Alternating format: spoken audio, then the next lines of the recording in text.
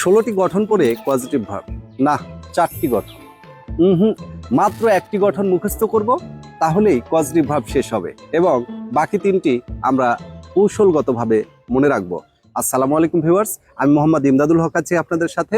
আজকের আলোচনার টপিকস হচ্ছে পজিটিভ ভার্ব। পজিটিভ ভার্ব কাকে বলে? যে ভার্বগুলো দ্বারা নিজে কোনো কাজ না করে অন্যের দ্বারা করানো বোঝায় তাকে পজিটিভ ভার্ব বলে। পজিটিভ ভার্ব কোনগুলো? মেক, লেট, হেল্প, হ্যাভ এবং গেট।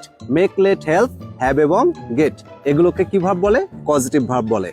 পজিটিভ ভার্ব যে কোনো ফর্মে আসতে পারে, অর্থাৎ মেক না এসে মেড, মেকিং আসতে পারে, হেল্প না এসে হেল্প বা হেল্পিং আসতে পারে, হ্যাভ না এসে হ্যাড বা হ্যাভিং আসতে পারে, গেট, গট, গেটিং এভাবেও আসতে পারে। এখানে একটা প্রশ্ন দিচ্ছি, এটির উত্তর কি হবে আপনারা আগে কমেন্ট বক্সে জানিয়ে নেবেন। Which one is positive verb? Do, cause, help, happen, কোনটি পজিটিভ ভার্ব? কমেন্টে আগে জানিয়ে নিন। আমরা চলে যাচ্ছি নোট নাম্বার 1, যে লাইনটা আপনাকে অবশ্যই মুখস্থ রাখতে হবে। হ্যাভ এবং গেটের পরে যদি বস্তু আসে, হ্যাভ এবং গেটের পরে যদি বস্তু আসে, তাহলে পরবর্তীতে ভার্বের 3 নাম্বার হবে। এই লাইনটা মুখস্থ করে নিন। যেমন উদাহরণস্বরূপ আমরা বলছি I have the house paint, two paint নাকি পেইন্টেড? অবশ্যই হাউস কি বস্তু, পেইন্টেড হবে। I got the car dash, repair, to repair নাকি রিপেয়ার্ড? অবশ্যই রিপেয়ার্ড। গটের পরে দা কার হচ্ছে বস্তু, তাহলে হ্যাভ এবং গেটের পরে বস্তু আসলে ভার্বের কয় নাম্বার?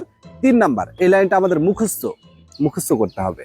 আমরা নোট নাম্বার 2 যাচ্ছি। হ্যাভের পরে যদি ব্যক্তি আসে, হ্যাভ লিখতে কয়টি word? H A V E, 4টি ওয়ার্ড। হ্যাভের পরে যদি ব্যক্তি আসে তাহলে পরবর্তীতে হবে বেস ফর্ম। বেস লিখতেও কয়টি word? B A S E, 4টি ওয়ার্ড। তাহলে হ্যাভের পরে ব্যক্তি থাকলে কোন ফর্ম? Base form. হ্যাভ লিখতেও 4টি, বেস লিখতেও 4টি। এই কনসেপ্টটা আমরা মনে রাখবো। যেমন আমি একটা এক্সাম্পল বলছি, my mother had me dash milk everyday. Drink, to drink নাকি ড্রাঙ্ক? হ্যাডের পরে এখানে কে ছিল? মি হচ্ছে ব্যক্তি, এই জন্য এখানে আনসার হবে ড্রিঙ্ক। তাহলে আমরা 2টা কনসেপ্ট, 1 নাম্বারটা মুখস্থ রাখবো, হ্যাভ এবং গেটের পরে বস্তু আসলে ভার্বের 3 নাম্বার, কিন্তু হ্যাভের পরে যদি ব্যক্তি আসে সমান সমান, হ্যাভ লিখতে 4টি ওয়ার্ড, বেস লিখতেও 4টি ওয়ার্ড। আমরা 3 নাম্বার কনসেপ্টে যাচ্ছি। গেটের পরে যদি ব্যক্তি থাকে, বলুন তো গেট লিখতে লাস্টে কি আছে? টি আছে, তাহলে পরবর্তীতে হবে 2 প্লাস ভার্বের 1 নাম্বার। গেটের পরে ব্যক্তি থাকলে 2 প্লাস ভার্বের 1 নাম্বার। যেমন I got my friend dash my assignment. Do my assignment, did my assignment নাকি টু ডু মাই অ্যাসাইনমেন্ট? তাহলে মাই ফ্রেন্ড হচ্ছে ব্যক্তি, তাহলে গেটের পরে 2 প্লাস ভার্বের 1 নাম্বার, আনসার হবে টু ডু মাই অ্যাসাইনমেন্ট। তাহলে এই কনসেপ্টটা মাথায় রাখতে হবে, গেটের পরে টি আছে মানে 2 প্লাস ভার্বের 1 নাম্বার ব্যক্তি থাকবে। আরও একটা কোশ্চেন বলছি, I got my servant dash my cloth. Clean, cleaned নাকি টু ক্লিন? তাহলে সার্ভেন্ট হচ্ছে ব্যক্তি, এই জন্য পরবর্তীতে অবশ্যই বসাতে হবে টু ক্লিন, টু ক্লিন। আমরা লাস্ট 4 নাম্বার কনসেপ্টে যাচ্ছি, মেক, লেট, হেল্প। বলুন তো মেক লিখতে কয়টি ওয়ার্ড? এম এ কে ই। তাহলে মনে আছে কি? হ্যাভের ক্ষেত্রে ব্যক্তি 4টি ওয়ার্ড, বেস ফর্ম। তাহলে মেক, লেট, হেল্প এগুলোর পরেও মেক লিখতেও 4টি ওয়ার্ড, এরপরে ব্যক্তি বস্তু যাই থাকুক না কেন এগুলোর পরে ভার্বের কোন ফর্ম? Base form. তাহলে মেক, লেট, হেল্প প্লাস ব্যক্তি বা বস্তু যেই থাকুক না কেন পরবর্তীতে ভার্বের কোন ফর্ম? Base form. উদাহরণস্বরূপ আমরা বলতে পারি our teacher makes us dash the lecture. Understood the lecture, to understand the lecture নাকি আন্ডারস্ট্যান্ড দ্য লেকচার? তাহলে মেকের পরে ব্যক্তি বস্তু যাই থাকুক না কেন ভার্বের বেস ফর্ম, তাহলে understand the lecture. Do not let him dash. Do not let him going, went নাকি গো? লেটের পরে হিম ব্যক্তি বস্তু যাই থাকুক না কেন ভার্বের কোন ফর্ম? বেস ফর্ম বসবে, এই জন্য ডু নট লেট হিম গো। আরো একটা কোশ্চেন বলছি, I helped him dash her kiss. তাহলে অপশন দেই, ফাইন্ড, টু ফাইন্ড, ফাউন্ড, কোনটি আনসার হবে?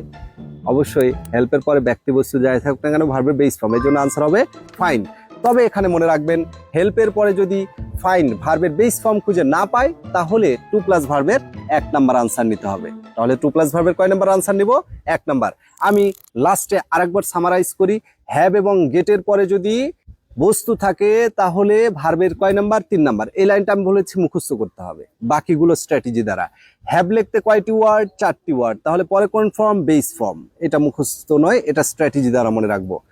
3 নাম্বার কনসেপ্ট বলেছি, গেটের পরে ব্যক্তি আসলে গেট লিখতে টি আছে, তাহলে পরে টু প্লাস ভার্বের কয় নাম্বার? 1 নাম্বার। স্ট্র্যাটেজি দ্বারা মনে রাখবো। তাহলে গেট লিখতে টি, টু প্লাস ভার্বের 1 নাম্বার। লাস্ট কনসেপ্ট বলেছিলাম make let help. Make let help এগুলা লিখতে সাধারণত কয়টা ওয়ার্ড? 4টা ওয়ার্ড। তাহলে ভার্বের কোন ফর্ম? Base form.